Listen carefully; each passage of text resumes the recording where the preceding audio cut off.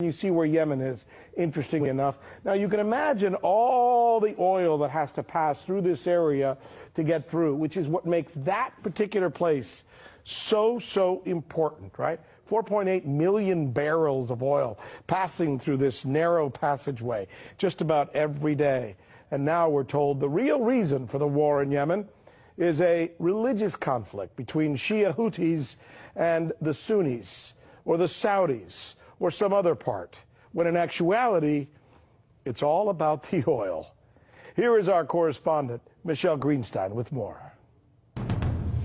Now, unsurprisingly, one of Washington's strategic objectives is to maintain control over any major seaway, and Bab el-Mandeb is designated by the U.S. Department of Energy as a major oil transit choke point. But here's where it gets interesting. There's also the issue of the untapped oil of Yemen itself. According to the U.S. Energy Information Administration, Yemen has proven oil reserves of about 3 billion barrels. A U.S. geological survey from 2002 assesses that when undiscovered potential is added to known reserves, the total petroleum resource endowment for Yemen rises to 9.8 billion barrels of oil equivalent. But the petroleum that Yemen sits on has yet to be fully explored.